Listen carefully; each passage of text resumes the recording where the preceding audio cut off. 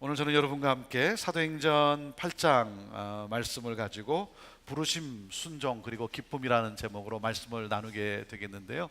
한국 일정을 마치고 어제 오후에 돌아왔습니다. 그 한국 일정 가운데 우리 노회원들과 우리 미국 장로교 노회원들과 함께한 그 한국 여행에 대한 이야기를 여러분과 함께 말씀 가운데 나누면서 함께 하나님의 은혜를 같이 받고자 합니다. 주여 말씀하여 주옵소서. 자, 우리 그 마음을 가지고 우리 하나님 말씀 높이 들어보시죠. 높이 들어보십시오. 저는 여러분의 손에 늘 말씀이 있게 되기를 바랍니다. 같이 고백합니다. 시작. 주의 말씀은 내 인생의 빛입니다. 주의 말씀은 내 삶을 변화시킵니다. 주께서 말씀하신 대로 나는 하나님의 사랑받는 자녀입니다. 나는 축복의 통로입니다. 오늘도 주의 말씀에 마음의 문을 엽니다. 말씀하여 주옵소서. 듣고 깨닫고 말씀대로 살겠습니다. 아멘. 아멘. 자, 그 고백과 함께 사도행전 8장 말씀을 함께 같이 펼쳐서 같이 하나님의 말씀을 받도록 합니다. 신약성경 200페이지입니다.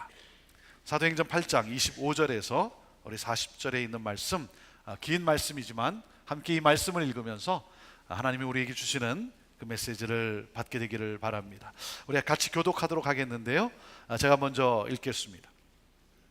두 사도가 주의 말씀을 증거하여 말한 후 예루살렘으로 돌아갈새 사마리아인의 여러 촌에서 복음을 전하니라. 주의 사자가 빌립더러 일러 가로되 일어나서 남으로 향하여 예루살렘에서 가사로 내려가는 길까지 가라 하니 그 길은 광야라. 일어나 가서 보니 에디오피아 사람 곧 에디오피아 여왕 간다게의 모든 국고를 맡은 큰 권세가 있는 내시가 예배하러 예루살렘에 왔다가 돌아가는데 그 병거를 타고 선지자 이사야의 글을 읽더라. 성령이 빌립더러 이르시되 이 병거로 가까이 나아가라 하시거늘 빌립이 달려가서 선지자 이사야의 글 읽는 것을 듣고 말하되 읽는 것을 깨닫느뇨. 대답하되 지도하는 사람이 없으니 어찌 깨달을 수 있느냐 하고 빌립을 청하여 병거에 올라 같이 앉으라 하니라.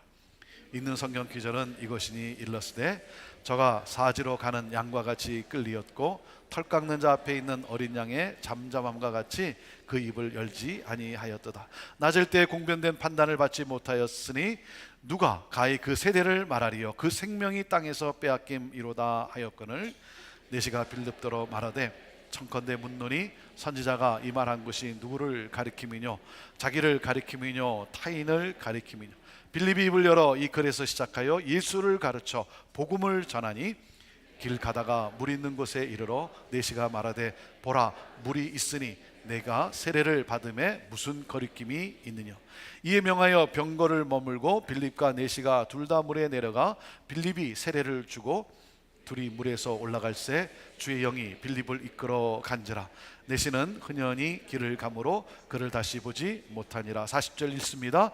빌립은 아소도에 나타나 여러 성을 지나다니며 복음을 전하고 가이사랴에 이르니라. 아멘. 지난번에 한번 여러분에게 말씀드린 대로 올해 저는 우리 교회가 속한 노스웨스트 코스트 노회의 노회장으로서 어떻게 하면 노회를 잘 섬기며 축복할 수 있을까 생각하던 중에 노회 목회자들에게 한국 기독교 역사와 한국 교회 그리고 한국 문화유산을 체험할 수 있는 시간을 가지면 좋겠다는 그러한 생각을 하게 되었습니다. 그리고 지난 노회 모임에서 제안을 했더니 너무나 좋다고 해서 계획을 하게 되었고 이번에 모두 21명과 함께 10박 11일의 일정으로 한국 교회와 한국 문화를 체험하는 그러한 시간을 가졌습니다. 저는 한국 교회는 많이 방문하고 많이 다녀보았지만 한국을 투어해 본 적은 없습니다. 어디 이렇게 구경을 간다는 것을 저는 별로 그렇게 좋아하지 않기 때문에 어디를 가도 그곳에 이렇게 좋다고 하는 곳을 이렇게 가본 적이 거의 없습니다. 이번에 처음으로 우리 일행들과 함께 중간중간에 제가 창덕궁도 가보았어요. 창덕궁.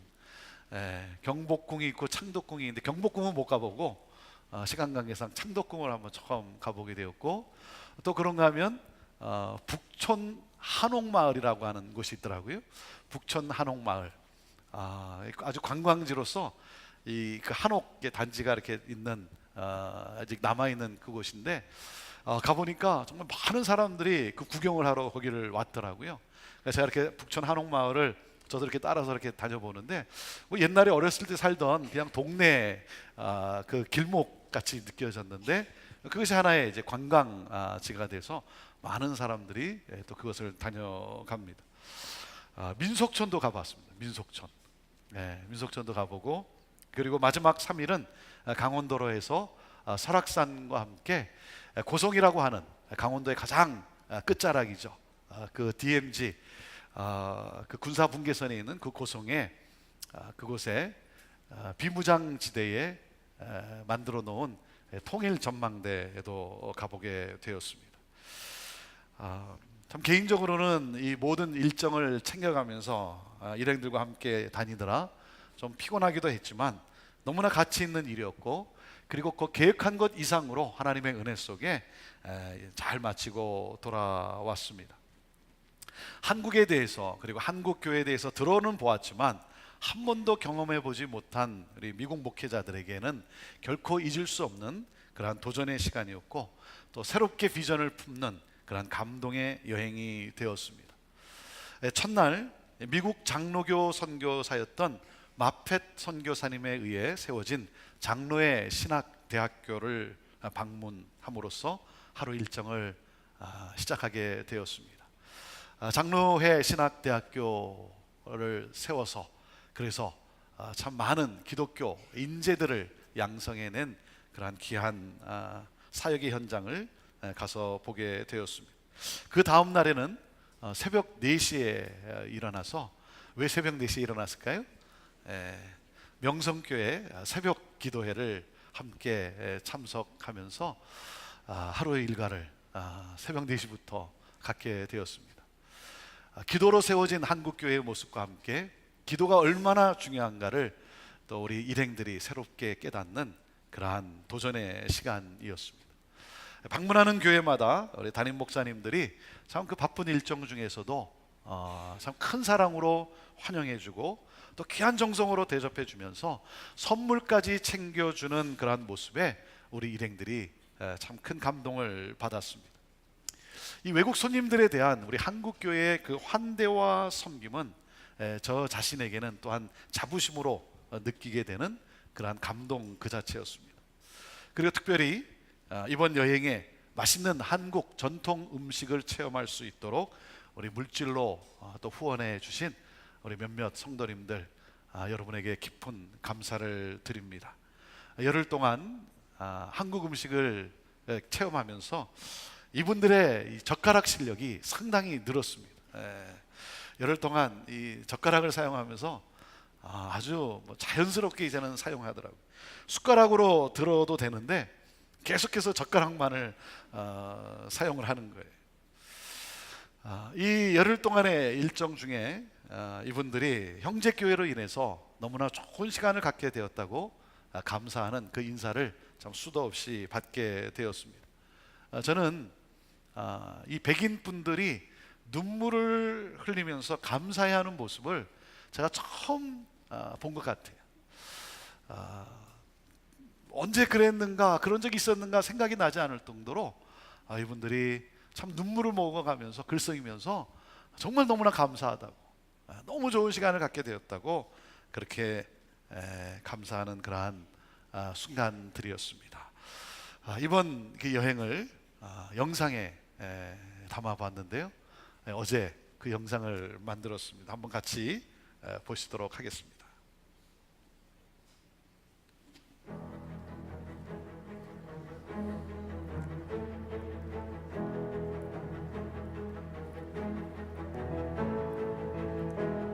I came not with no expectation, not knowing what I might see and find, but the people have been absolutely beautiful.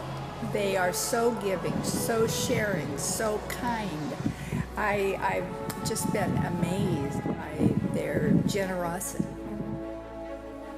I really enjoyed Korea, getting to see a different culture and understand a different way of living and doing things, and in a way that's different in many ways, but also very similar in a lot of ways, and especially the way that interacted with the life of the church. I've enjoyed that immensely.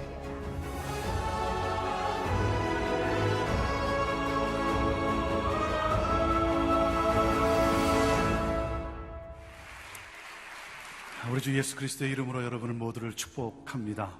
130년 전에 언더우드 선교사를 파송한 우리 귀한 장로교 우리 분들에게 한국 기독교 역사와 또 건강한 한국교회의 모습, 그리고 우리나라의 이러한 발전된 좋은 모습들을 이번에 체험할 수 있도록 그렇게 안내를 하고 총 21분이 이번에 같이 열흘 동안 방문을 하게 되었습니다. 그런 가운데 저의 친정 같은 우리 온누리교회, 건강한 교회를 꼭 보여드리고 싶었고, 그래서 오늘 3부 예배에 이렇게 함께 하게 되었습니다. 여러분, 우리 온누리의 영성을 가지고 한번 뜨겁게 이렇게 환영해 줬으면 좋겠는데요. Would you please stand up? 우리 큰 박수로 환영해 주시기 바랍니다.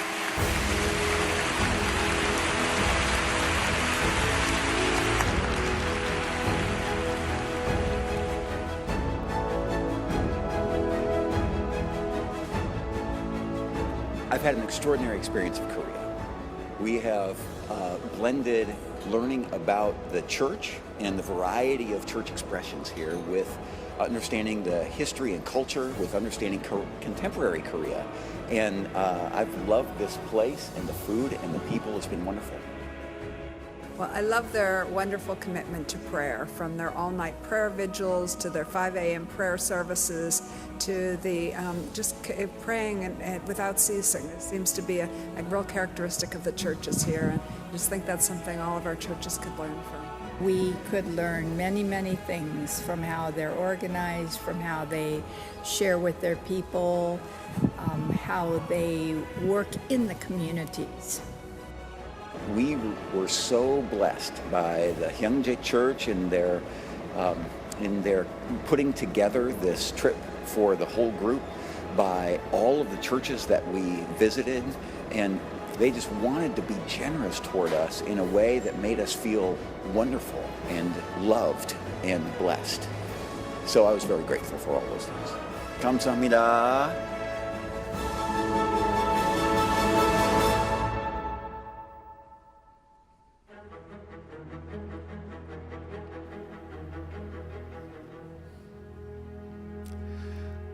저 마지막 장면은 비무장 시대에서 북한을 바라보며 함께 기도하며 찍은 그러한 사진입니다.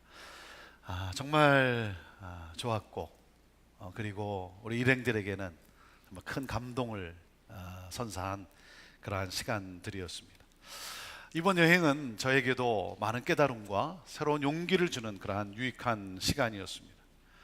방문한 교회들의 이 그 사역과 또 목회 철학을 들으면서 그동안 제가 많은 교회들을 이렇게 방문해 봤지만 이렇게 구체적으로 각 교회의 사역과 목회 철학을 저 또한 이렇게 들을 기회가 없었는데, 이번 이렇게 일행들과 함께 그 교회들의 그 사역과 목회 철학을 들으면서 하나님 나라 확장을 향한 이 복음의 진보를 이루고자 창의적인 방법으로 부단히 노력하고 있는 이 한국교회의 모습 속에 저는 또 희망을 보게 되었습니다.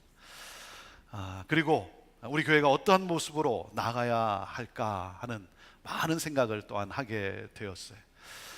이번에 여행을 마치면서 우리 성도님들하고도 이런 여행을 같이 하면 정말 우리 또 조국에 대해서, 우리 한국 교회에 대해서 우리가 더 새로운 많은 것을 느끼지 않겠는가 하는 그러한 또 생각도 해보게 되었습니다.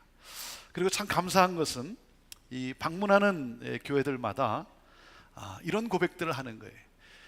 미국에서 이렇게 이제 장로교 목회자들이 왔으니까 이런 고백을 하는 거예요.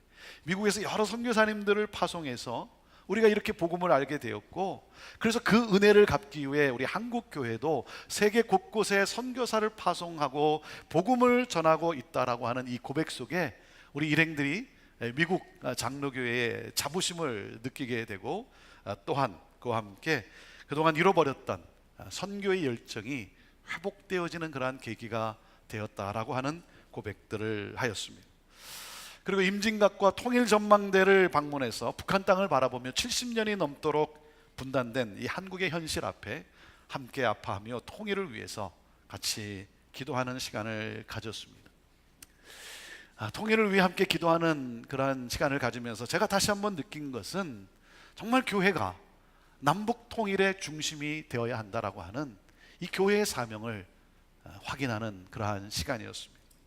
교회는 남북 통일을 위해서 기도와 수고의 손길을 아끼지 않고 최선을 다해야 한다는 우리에게 주어진 이 사명을 다시 한번 느끼게 되었습니다.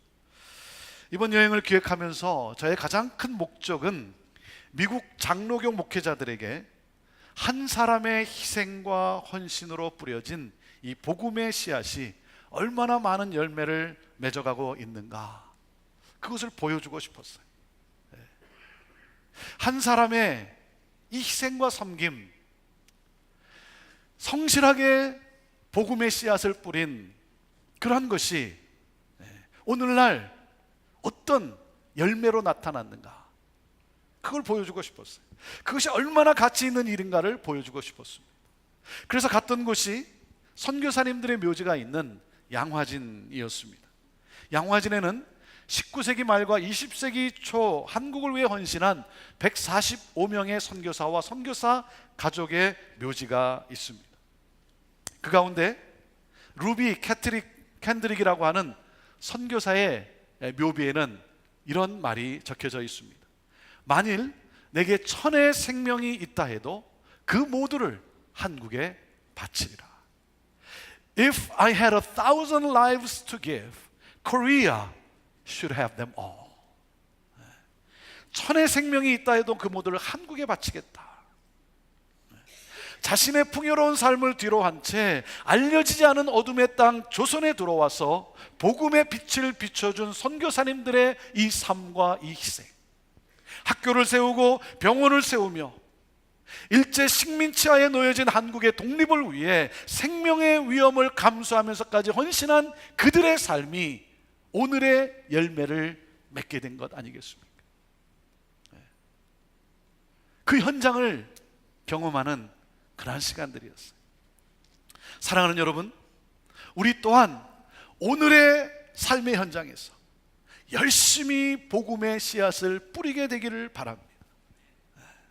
오늘 내게 주어진 삶의 이 환경 속에서, 이 현장 속에서 여러분 복음의 씨앗을 뿌리는 거예요.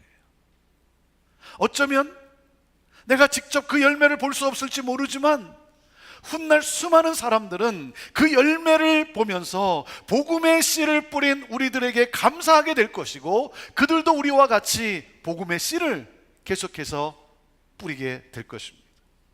그런 의미에서 미국 장로교 목회자들에게 한국 기독교 역사의 발자취와 그 변화된 한국을 보여주는 것이야말로 매우 가치 있는 일이라 느꼈습니다.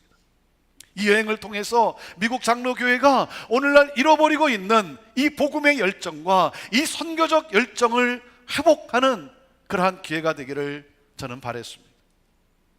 그런 가운데 정말 그렇게 귀하게 헌신했던 그 한 사람을 여러분에게 소개해드리고 싶어요. 그는 언더우드 선교사입니다.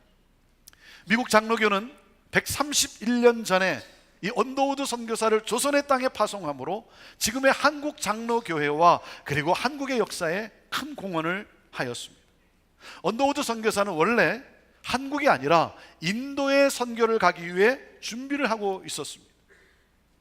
그런데 한 선교 모임에서 한국에 대한 내용을 소개받게 됩니다. 한국에 대한 내용을 소개받게 되고, 그리고 한국으로 갈 선교사들을 이게 찾았지만 이렇게 아무도 한국을 향해 자원하는 그러한 선교사가 없었습니다. 언더우드 선교사 역시 인도를 마음에 품고 준비하고 있었기 때문에 자신은 한국에 갈 선교사가 아니라고 그렇게 생각을 하였다고 합니다. 그런데 어느 날 그의 마음에 이런 하나님의 음성이 들려왔다고 합니다. 왜 너 자신이 가지 않느냐? 왜 너 자신이 가지 않느냐라고 하는 이 신비한 경험과 함께 그는 하나님의 부르심에 순종하여 1885년 4월 26살의 나이에 한국의 선교사로 들어가게 됩니다. 그 한 사람의 시작으로 한국의 첫 장로교회인 세문안교회가 세워졌고, 그리고 오늘날 연세대학이 세워지게 되었습니다. 지난주에 연세대학교 채플에서 고 언더우드 선교사 서거 100주년 기념 예배가 드려졌어요. 언더우드 4세와 그리고 그 후손 27명이 참석해서 한복을 입고 예배를 드리는데, 그 모습 자체가 제게는 너무나 큰 감동이었습니다. 131년 전 조선 땅에 들어와 조선의 회복을 위해 성실하게 복음의 씨앗을 뿌렸고, 오늘날 그 열매는 그가 얼마나 아름다운 삶을 살았는가를 그 후손들에게, 그리고 수많은 사람들에게, 그리고 이번에 방문한 우리 일행들에게 보여주고 있는 것이었습니다. 저는 그 모습을 보면서 인생의 끝은 아름다워야 한다라는 것을 새롭게 느꼈어요. 사랑하는 여러분, 인생의 끝은 아름다워야 합니다. 아름다워야 돼요. 여러분, 인생의 끝이 아름다우려면 오늘 아름다운 삶을 살아야죠. 오늘 아름다운 삶을 살아야 합니다. 오늘을 아름답게 살아야 인생의 끝이 아름다울 수 있는 거예요. 여러분, 인생의 끝에 나라는 사람이 어떻게 기억될 것 같습니까? 나는 어떻게 기억될까? 나의 가족들은 나를 어떻게 기억할까? 내 주변에 있던 사람들은 나를 어떻게 기억할까? 여러분, 헛된 인생이 아니라 감동을 주는 인생을 살아야죠. 장례식에 참석해서 누워있는 고인을 보면 감동을 주는 삶을 산 사람이 있는가 하면 허망하게 산 사람이 있어요. 목사로서 장례를 집례할 때 사람들에게 들려줄 수 있는 아름다운 이야기가 있는 사람이 있는가 하면 할 말이 없는 분이 있어요. 할 말이 없는 분도 있어요. 자녀들에게, 손주들에게, 그리고 함께한 사람들에게 들려줄 수 있는, 여러분, 아름다운 이야기가 있어야죠. 아름다운 이야기가 있어요. 그러기 위해서는 나는 오늘 무엇을 위해 사는지, 내게 주어진 삶의 사명이 무엇인지, 여러분, 이것이 분명해야 합니다. 사랑하는 여러분, 남은 인생 여러분 무엇을 위해 살고 계십니까? 여러분, 남은 인생 무슨 꿈을 꾸며 여러분 살고 계십니까? 여러분, 오래 산다는 것이 중요한 것이 아니에요. 내게 주어진 삶의 목적, 내게 주어진 사명을 이루어가는 삶이 중요한 거예요. 여러분, 떠날 준비가 되셨습니까? 주님을 만날 준비가 되셨습니까? 사명이 분명한 사람의 삶은 아름답더라. 아름답습니다. 사명이 분명한 사람은 어떤 사람인가?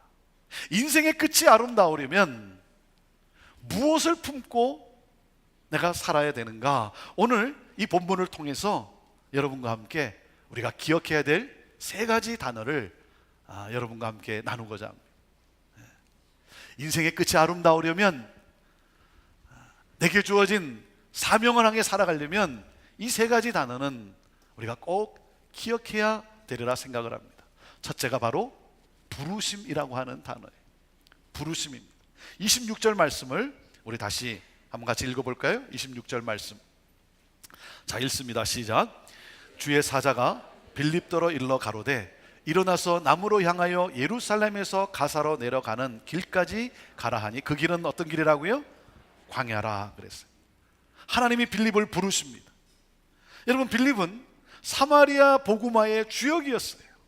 수많은 사람들이 빌립을 따랐습니다. 부흥이 일어났어요. 성공적인 사역을 하고 있었어요. 그런데 어느 날 갑자기 하나님은 그에게 예루살렘에서 가사로 내려가는 길로 가라는 거예요. 그것이 어떤 곳이라고요? 광야라는 거예요. 그 광야로 가라는 거예요. 아니, 많은 사람들에게 복음을 전함으로써 가장 큰 보람을 느껴야 하는 전도자에게 사람도 없는 광야로 가라는 거예요. 여러분, 인간의 상식과는 맞지가 않아요. 이건 말도 안 되죠. 아니, 지금 내가 열심히 복음을 전하면서 수많은 사람들이 따르고 있고 정말 부흥이 일어나고 있고 그리고 성공적인 사역을 하고 있는데 왜 지금 나에게 광야로 가라 하는가? 아니, 왜 하필이면 나냐 이거예요. 그런데 여러분, 빌립이 어떻게 반응합니까? 어떻게 반응을 합니까? 사랑하는 여러분, 하나님이 말씀하시면 가는 거예요. 전혀 이해할 수 없는 곳으로 갈 때도 있어요. 그러나 갑니다. 왜? 하나님의 부르심이기 때문에, 하나님의 음성을 들었기 때문에, 하나님이 나의 마음에 감동하셨기 때문에, 나의 마음을 감동하셨기 때문에. 환경이 좋으냐 나쁘냐가 아닙니다. 쉬우냐 어려우냐가 아니에요. 많은 열매를 맺을 수 있느냐 없느냐가 아니에요. 하나님이 나를 부르셨다라고 하는 사실이에요. 사랑하는 여러분, 오늘 여러분은 하나님의 음성을 듣습니까? 하나님의 음성을 듣습니까? 내 소리가 너무 큰 나머지 하나님의 음성은 듣지 못하는 것은 아닙니다. 내 음성 속에 내 뜻을 추구하고 있지는 않습니다. 사랑하는 여러분, 하나님과 1대1로 대면해서 하나님의 음성을 듣는 시간과 장소가, 공간이 있습니까? 하나님의 음성을 듣는 그 시간과 공간이 있는가? 하나님이 나를 부르셨다라고, 하나님이 나를 부르셨기 때문에 가는 거예요. 그 길을 가는 거예요. 여러분, 그 길에는 하나님이 나를 부르셨기 때문에 그 길에는 새 역사의 창조가 여러분 일어나게 되는 거예요. 사랑하는 여러분, 저와 여러분 모두가 하나님의 부르심을 따라 살아가게 되기를 주님의 이름으로 축원합니다. 그리고 둘째, 우리가 기억해야 될 단어는 순종입니다. 부르심, 순종. 자, 27절 28절 말씀 읽어보겠습니다. 27절 28절 시작. 일어나 가서 보니 에디오피아 사람 곧 에디오피아 여왕 간다게의 모든 국고를 맡은 큰 권세가 있는 내시가 예비하러 예루살렘에 왔다가 돌아가는데 병거를 타고 선지자 이사야의 글을 읽더라 그랬어요. 일어나 가서 보니 그랬어요. 일어나 가서 보니, 그 부르심에 순종합니다. 부르심에 순종했어요. 하나님의 부르심에, 하나님의 마음에 순종했어요. 사랑하는 여러분, 광야길로 간다고 해도 여러분 불평하지 마십시오. 내게 주어진 길이 사람 보기에 비참한 길일지라도 여러분 찬송을 부르며 가십시오. 찬송을 부르며 가세요. 그때 광야가 에덴으로 변화되는 역사의 한 획을 긋는 삶을 살게 되는 거예요. 빌립이 순종해서 갔어요. 부르심에 순종해서 갔어요. 부르심에 순종해서 갔더니 어떻게 됐다고요? 하나님은 한 사람을 준비해 놓으셨다는 거예요. 거기에 한 사람을 준비해 놓으셨어요. 빌립이 다가가기 전에 내시의 마음에 하나님은 성령으로 역사를 하셨어요. 하나님이 이미 다 준비해 놓으셨어요. 그리스도께서 에디오피아 내시를 준비시키셨어요. 여러분, 선교사가 선교지에 도착하기 전에, 선교사가 선교지에 도착해서 복음을 전하기 전에, 여러분 오래전에 이미 예수 그리스도께서 다 준비해 놓으셨어요. 여러분, 신앙생활이라고 하는 것은 우리가 주님을 위해서 무엇을 하는 것이 아니라 주님이 하실 일에 순종하는 거예요. 주님이 하시고자 계획한 모든 일에 내가 순종하는 거예요. 여러분, 주님께서는 우리에게 열매를 거두는 그 기쁨을 맛보며 살 수 있도록 모든 것을 다 준비해 놓으셨어요. 그래서 우리로 하여금 그 기쁨을 누리게 하는 것입니다. 하나님의 부르심 앞에 순종할 때 여러분, 그 길이 어떤 길인지 내가 이해는 잘 안 된다 할지라도 사랑하는 여러분, 그 길에 하나님의 부르심에 순종하며 갈 때 하나님의 기적을 체험하게 될 것입니다. 하나님의 기적을 경험하게 될 거예요. 하나님이 미리 다 준비해 놓으셨기 때문에. 사랑하는 여러분, 하나님의 부르심에 순종하는 그런 저와 여러분 모두가 되기를 주님의 이름으로 축원합니다. 부르심, 순종, 그리고 세 번째 단어에 바로 기쁨입니다. 기쁨입니다. 38절과 39절 말씀을 같이 읽어봅시다. 38절 39절 시작. 이에 명하여 병거를 머물고 빌립과 네시가 둘 다 물에 내려가 빌립이 세례를 주고 둘이 물에서 올라갈새 주의 영이 빌립을 이끌어 간지라. 네시는 흔연히 길을 가므로 그를 다시 보지 못하니라 그랬어요. 흔연히 길을 가므로, 흔연이라는 뜻이 무슨 뜻입니까? 매우 기뻐하며 갔다는 거예요. 기쁨으로 감격에 벅차 뛰어갔다는 거예요. 얼마나 기뻤는지 빌립을 볼 시간이 없었어요. 왜? 굶주린 영혼의 만족을 얻었기 때문에 너무나 기뻤어요. 공허한 내 삶에 이 좋은 소식, 복음이 들어옴으로 너무나 기뻤어요. 회복이 되었어요. 그런데 여러분, 네시만 기뻤을까요? 누가 더 기뻤을까요? 그에게 복음을 전한 빌립 아니겠습니까? 여러분, 목자가 잃어버린 양을 찾습니다. 찾아서 돌아옵니다. 여러분, 누가 제일 기뻐했겠습니까? 목자의 친구들일까요? 이웃들이었을까요? 아니죠. 잃어버렸다가 다시 길을 찾아 돌아오는 양일까요? 물론 양도 기뻐했겠지요. 그러나 제일 기뻐했던 기쁨의 주인공은 목자 자신 아니겠습니까? 사람들이 저에게 말합니다. 아니, 목사님 피곤하지 않습니까? 힘드시지 않습니까? 말씀 전하고 여기저기 다녀야 하고 그래요. 물론 육신적으로는 피곤하죠. 그러나 그것이 저의 기쁨이에요. 전도자의 기쁨이에요. 왜? 복음을 전하고 주의 사랑으로 섬기는 것이 기쁨이기 때문에. 그것이 기쁨이기 때문에. 여러분, 복음을 전할 수 있다는 것은 기쁨이에요. 복음을 전할 수 있다는 것은 축복입니다. 사랑하는 여러분, 왜 그렇습니까? 복음이 들어가면 광야가 에덴으로 회복이 돼요. 여러분, 공허한 심령의 기쁨이 회복이 돼요. 복음이 들어가면 가정이 변화되어지고 그 공동체의 변화가 일어납니다. 삶의 복음이 들어오면 여러분, 우리 안에 기쁨이 회복되는 거예요. 이것이 복음의 능력이에요. 여러분, 이 복음을 전하는 것, 복음의 씨를 뿌리는 것은 기쁨이에요. 부르심에 순종해서 복음의 씨앗을 뿌릴 때, 여러분, 우리는 이 세상이 가져다 줄 수 없는 진정한 기쁨을 누리게 되는 거예요. 사랑하는 여러분, 하나님의 부르심에 순종함으로 기쁨을 누리는 아름다운 삶을 살게 되기를 주님의 이름으로 축원합니다. 주님의 이름으로 축원합니다. 여러분, 오늘도 나를 부르신 그 하나님께, 나를 부르신 하나님께 순종함으로써 복음의 씨앗을 뿌리십시다. 복음의 씨앗을 뿌리십시다.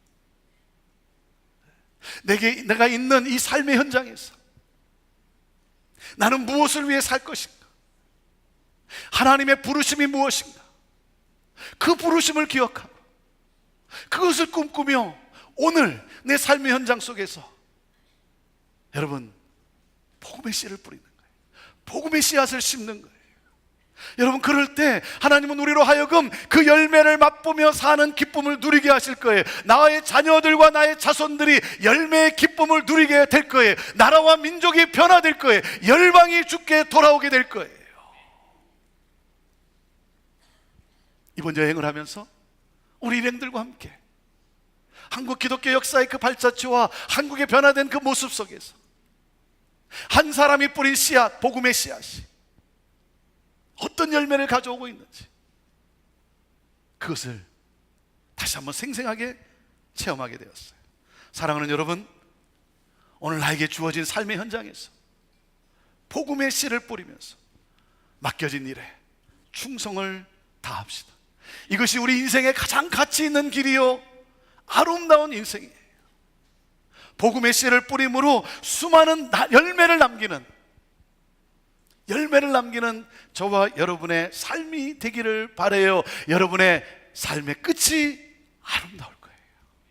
아름다울 거예요. 여러분, 기억합시다. 부르심, 순종, 그리고 기쁨. 부르심, 순종, 그리고 기쁨. 기도하겠습니다.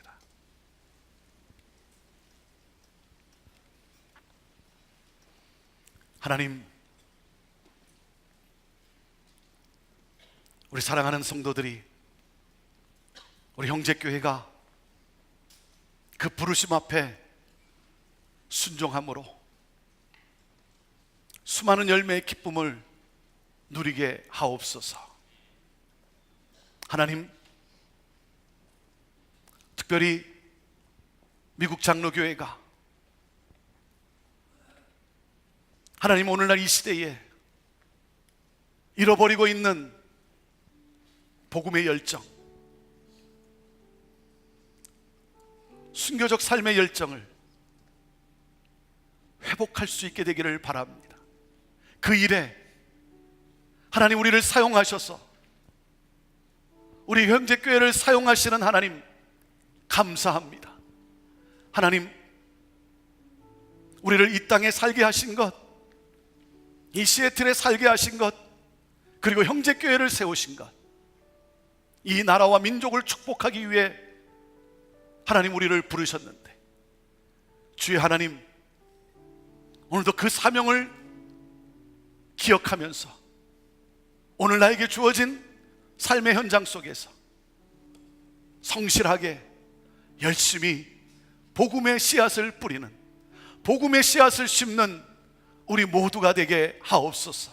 그러므로 하나님, 우리의 자녀들과 자손들과 수많은 영혼들이 하나님 그 복음의 기쁨을 맛보게 하시고 그 열매를 누리게 하시고 열방이 주께 예배하게 하여 주옵소서. 우리를 그렇게 사용하여 주옵소서. 예수님의 이름으로 기도합니다. 아멘.